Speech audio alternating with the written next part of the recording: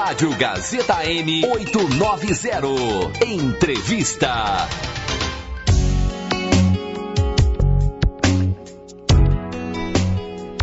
Vera Garcia sofreu um acidente dentro de sua própria casa aos 11 anos de idade e perdeu seu braço direito. Quem tem mais detalhes sobre esse assunto aqui no nosso quadro de instituição, nosso momento de solidariedade aqui no Bom Dia Gazeta, Jorge Cavicchioli. É verdade, Stella, e ela afirma que aprendeu muito com essa amputação, viu? E hoje conversa com a gente para contar um pouco sobre a sua história. Seja bem-vinda, viu, Vera? Obrigada, Jorge. Ô, Vera, conta pra gente, como é que foi o acidente que você sofreu aos 11 anos? Então, foi assim, eu estava embaixo da marquise da minha casa, né? E eu estava brincando de corda, pulando corda com meu irmão. E aí, mas assim, ninguém sabe até hoje o que aconteceu, do nada desabou. Tudo aquilo desabou em cima de mim. Foi o tempo do meu irmão sair e desabar. Acho que era uma coisa que era para ser para mim mesmo, não teve jeito. E aí quando eu vi, eu tava com concreto, sabe, ferro, tudo, mas caiu tudo do meu lado direito. Então foi uma coisa assim, uma cena assim horrível. Aí os vizinhos chegaram para ver o que aconteceu, aquela multidão toda, as pessoas gritando, né? E eu ali, acho que eu não consegui, acho que nessa hora eu nem desmaiei nada, só sei que minha mãe chegou, minha mãe sempre foi uma pessoa muito forte, sabe?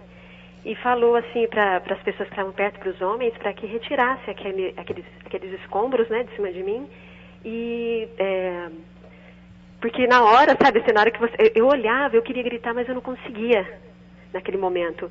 Aí eles retiraram tudo. Quando eu olhei, eu vi minha perna toda dilacerada e o meu braço também. Então tava aquela exposição, sabe, fratura exposta, tudo. Aí minha mãe me enrolou no lençol. Chamaram o táxi, tudo, me colocaram lá dentro e eu fui em direção. Mas nesse momento que eu estava dentro do carro, deu hemorragia. E aí eu pedia para o taxista, assim, sabe, na hora, assim, desesperada, para que ele corresse o mais rápido possível, porque eu não queria morrer, né, de jeito nenhum. Então eu falava que eu tinha uma vida ainda para viver, que tinha muita coisa para fazer. E aí o taxista ficava todo comovido, minha mãe, e eles diziam para mim que tudo ia terminar bem, para que eu ficasse calma. Mas foi uma fatalidade mesmo, Nossa, né? foi horrível, sabe? Aí quando eu dei entrada no hospital, tudo já... Aí foi nesse momento que eu senti umas coisas assim esquisitas, sabe? Acho que era o momento que era pra morrer mesmo.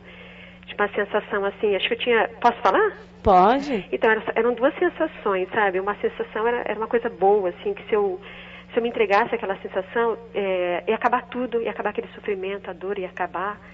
E a outra sensação que eu tinha, não, que eu precisava continuar, que eu tinha que resistir, que eu tinha que ser bem forte, que eu tinha que lutar. Aí foi nessa hora que eu consegui falar pro enfermeiro que estava perto, que ele me colocou na maca, né, que eu não conseguia respirar. Aí foi aí que ele me colocou no balão de oxigênio e acho que naquele momento, sabe quando você dá entrada no hospital e a pessoa morre? Sim. Então foi naquele momento mesmo.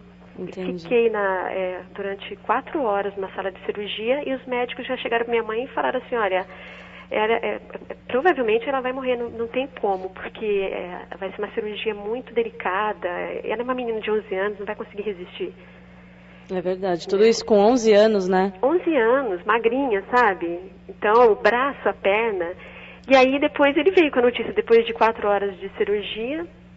Aí ele falou pra minha mãe, olha, foi um milagre, viu? Sua filha é muito forte, ela conseguiu resistir. E onde que foi isso? Foi tudo em Campinas. Uhum. E quantos anos você tem hoje? Eu tenho 41. 41. Uhum. E como que foi a sua adaptação depois da amputação? Então, foi assim, porque depois que eu saí do hospital, tudo pra mim era um mundo novo, era tudo diferente, eu tinha que recomeçar de novo, né? E minha mãe, que eu acabei de falar, que sempre me deu muita força, então quando eu cheguei em casa eu falei pra ela, e agora, mãe, como é que eu vou pegar um ônibus, como é que eu vou lavar uma louça, porque vou ter que reaprender tudo isso. Aí ela falava pra mim, eu tenho certeza que você vai dar um jeitinho, você vai conseguir, sabe? Então, nessas horas, assim, o apoio da família, o incentivo, a gente precisa muito, é fundamental. Se eu não tivesse o apoio da minha mãe nessa hora, né, acho que eu não ia conseguir fazer muita coisa. E aí eu fui pra escola. E depois ainda tem, quando você se torna uma pessoa amputada, tem aquela questão do membro fantasma, não sei se você já ouviu falar. Sim, sim, a sensação do braço ainda tá lá, né? Nossa, meu Deus, aquilo pra mim, sabe? Então eu queria fazer as coisas, mas pra mim, na minha cabeça, meu braço estava ali. Então eu lavava a louça, quebrava copo, quebrava prato, porque eu achava que meu braço estava ali. Queria varrer a casa também, a vassoura caía, né? Porque como é que eu ia? Ou eu acordava de manhã, virava do outro lado para apoiar com o meu braço direito, não tinha, até caía da cama. Então era uma coisa muito forte. Depois, com o tempo, assim, gradativamente vai passando, né? Você foi aprendendo a usar só um braço, né? Para tudo, porque depois eu estudei, continuei meus estudos, me formei para professora, né? Fiz o meu curso de pedagogia. Continuei estudando, fiz minha pós-graduação. Então, até com as crianças, como professora, você imagina, né? Sim. Dentro de uma sala de aula, uma professora que é uma pessoa com deficiência amputada. E você conversa com os seus alunos sobre o assunto? Então, hoje eu sou vice-diretora, né? Uhum. Eu converso com eles na boa. É criança, olha, é uma coisa, é tão diferente do adulto, sabe? É muito melhor lidar. E eles não têm esse problema de preconceito. Depois, com o tempo, eles passam a ter, né? É verdade. Mas assim, com eles, eu sempre no início das aulas, porque eu fui professora durante 14 anos, então eu conversava com eles, eu falava do meu acidente, eu falava o que aconteceu, e aí eles perguntavam tudo o que eles queriam no primeiro dia. Depois eu falava que eu não gostaria de ficar recordando tudo isso de novo, e eles me respeitavam, você acredita? Claro. Direitinho, sabe? Não é como o adulto que vai, volta, pergunta novamente, sabe? Sou curiosa e tal, né? Isso é normal também. É verdade, a criança fica curiosa no primeiro momento, mas assim que você... Mas que graça, sabe? Respeitavam, me acolheram muito bem, eu sempre fui muito bem acolhida, sabe? Todo lugar onde eu trabalhei, graças a Deus, assim, todas as escolas, sempre fui muito bem recebida. E você já sofreu algum tipo de preconceito, sem ser nas escolas, em outros lugares? Então, essa coisa assim de preconceito e discriminação, eu acho que eu nem cheguei a sentir tanto. Lógico que existe aquela coisa ainda velada, né? Porque eu acho que eu sempre fiquei tão envolvida no estudo e no trabalho que eu nem percebia. Podia ter, mas eu nem percebia. Mas lógico que tem. Isso daí eu senti também na época que, agora, enquanto vice-diretora de escola, eu vejo, eu percebo, mas eu converso com os pais. A gente tem que dar um jeitinho, né, de resolver. É verdade. Infelizmente, a gente tem uma sociedade muito preconceituosa. Muito forte ainda. Mas hoje em dia você sofre menos do que você sofria quando você era criança? Porque quando a gente é adolescente, a gente sofre. Mesmo não tendo nenhum problema físico, a gente sofre, né? Com certeza. Isso, nossa, a adolescência foi a parte mais difícil para mim. Eu sentia isso, essa coisa. Mas só que eu não sei, tem aquela coisa também... minha turminha, que nem uma vez eu escrevi um texto no blog sobre isso, né? Uhum. Que minha turminha era formada de quem? Quem eram mais os meus amigos? Então, era uma pessoa negra, né? Ou uma pessoa que era muito alta, sabe? Sim. Você viu como tem a diferença? É verdade. Não é? Então, verdade. eles chegavam até mim, então, no fim, formavam um grupo. E o outro grupo, que eram das meninas que não tinham deficiência e tal... ou que não tinham que não sofreu nenhum tipo de preconceito, né? Isso, porque então não tinha esse problema.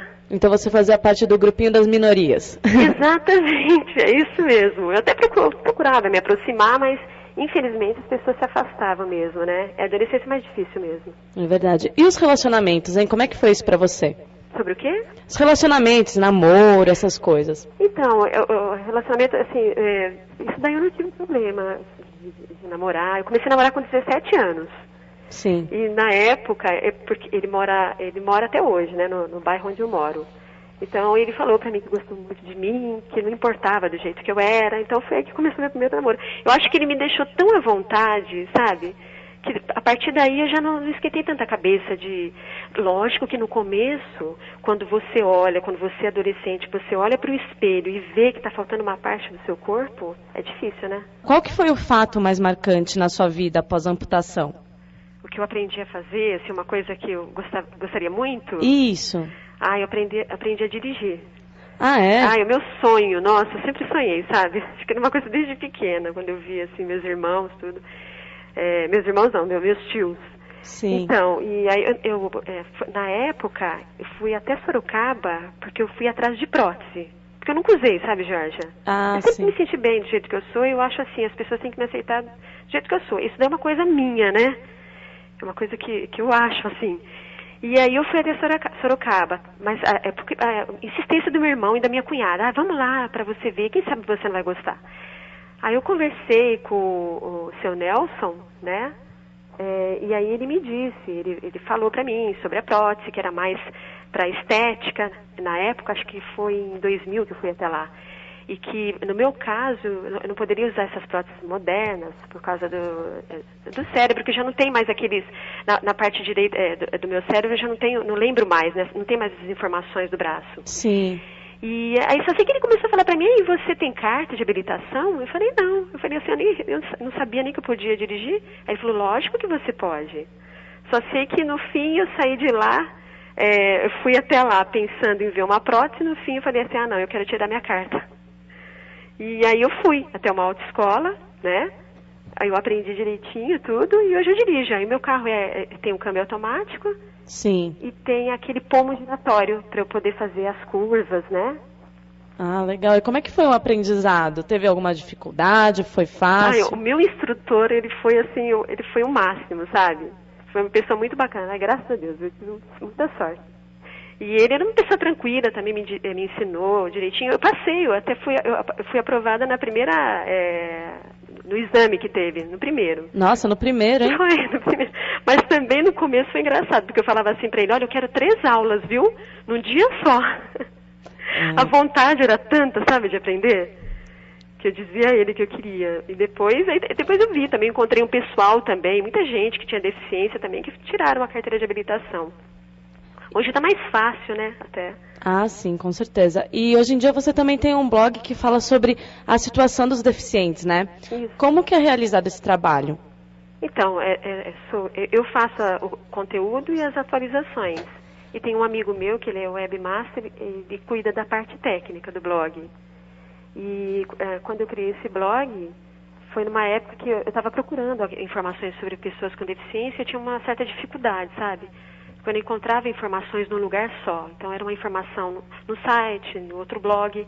Aí eu falei, poxa, seria bacana eu reunir todas as informações e colocar num lugar só.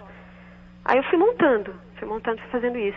E outra, eu queria também, assim, que as pessoas com deficiência tivessem acesso a essas informações, uma forma, assim, de democratizar, né? E também que as pessoas que não têm deficiência conhecessem mais sobre o que é uma pessoa deficiente, né? Porque eu acho assim que o preconceito e a discriminação é por falta de informação mesmo. Se as pessoas que não têm deficiência tivessem mais conhecimento sobre isso, acho que amenizava mais a situação, né? Sim. E passa o endereço então do seu blog para a gente agora? É www.deficientesciente.com.br. Deficiente Ciente. Isso, tudo junto. Tá bom. E o que mais mudou na sua maneira de encarar a vida após o acidente, né? Eu acho assim que agora, os desafios para mim, sabe, eu encaro numa boa agora. Depois daquilo tudo que eu passei, então acho que o que aparecer, as situações assim adversas e imprevisíveis da vida, eu vou levando. E é isso que eu falo, assim, eu costumo falar no blog, sabe? Que todo mundo, uma hora ou outra pode passar por isso. Então a gente tem que ter bastante coragem, tem que ser bem determinado, tem que viver mais do presente do que do passado, principalmente uma pessoa que se tornou uma pessoa com deficiência, né? E, sei lá, acreditar mais na competência, sabe? Ir atrás dos sonhos. Eu acredito muito nisso. E que recado você deixa para os deficientes que estão ouvindo a gente agora? Então, o que eu acabei de falar, que eu acreditar mais neles, né? Eu acho que tem que parar dessa coisa, sabe, de ficar escondidinho dentro de casa. Porque as pessoas com deficiência hoje, elas trabalham, elas estudam, elas namoram. Todo mundo paga imposto do mesmo jeito, né? Sim. Então não tem mais aquela coisa de ficar dentro de casa, sabe? Como as pessoas achavam, porque deficiente ele é inválido, ele é um coitadinho, ele não produz.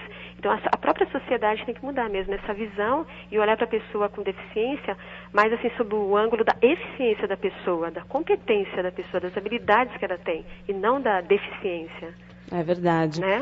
Tá certo, então. Muito obrigada pela participação, viu, Vera? Obrigada a você, viu, Jorge? Olha, o pessoal todo aí da Gazeta. Conversei hoje com a deficiente física Vera Garcia sobre a sua vida e história de superação após uma amputação.